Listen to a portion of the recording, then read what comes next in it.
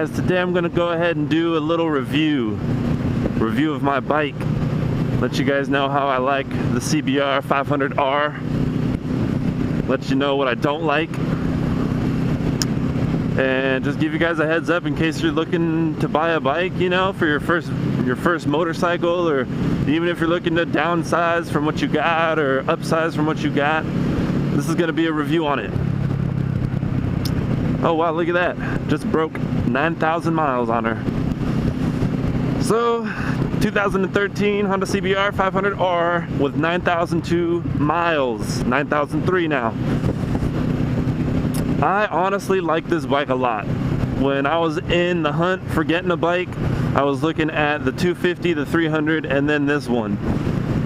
The 600 was kind of out of my price range, but I would have bought used if I was going to get one. But I didn't feel too comfortable getting one because of all the power it has. I just wasn't, I felt I wasn't ready for it. So I was looking around. A buddy of mine actually had the Ninja 300, so I looked at that and I just didn't like the way it looked. It felt kind of chintzy. It looked kind of chintzy. I mean, Kawasaki makes great bikes, but I just didn't feel like that was the bike for me. I didn't like how much power it had, or lack thereof of power. And then I found the CBR 500, and I looked at that, and I actually liked the fact that it had bigger tires than the 250 and the 300. It also had more power than the 250 and the 300. And one of the other things that I really liked about it was the fact that it had a linear power band. I was reading reviews on the 300s and the 250s and how they redline at a higher RPM. I think it's like 12. Redline at 12K because most of their power is up top. And another thing I was hearing was that they lose power at about 10K. So they have 2,000 RPMs left of just lost power. And I liked that the power band stayed very linear on the CBR 500R. It kept climbing on dyno graphs when I was looking at the dyno charts and whatnot. And it fit my budget. You know, I bought this one used with 6,900 miles for only $4,900 out the door, tax and license.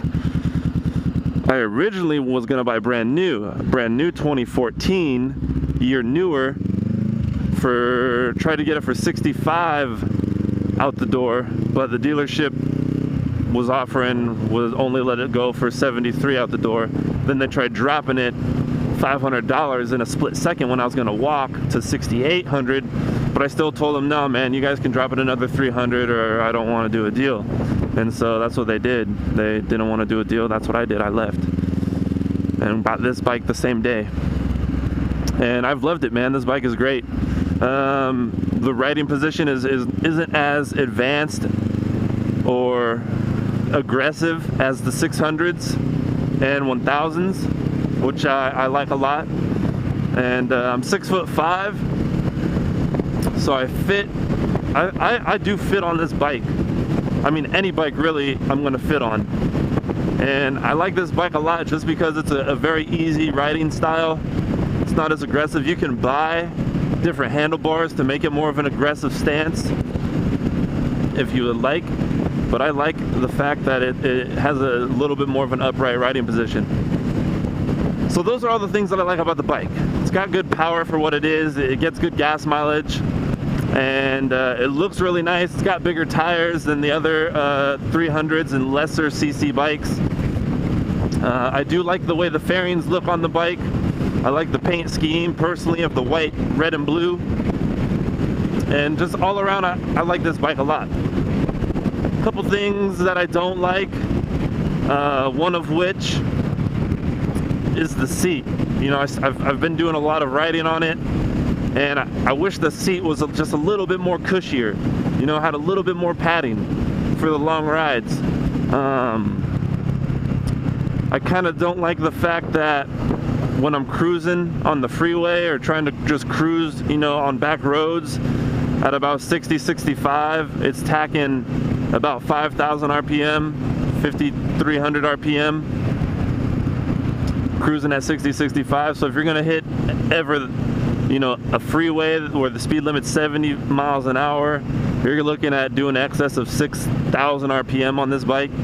and the red line is at like 87. So you're really pushing the bike when you do that, and that's one of the things I don't like. That's why the higher CC bikes, they can cruise at 60, 70 miles an hour just fine without really demanding a lot from their engine.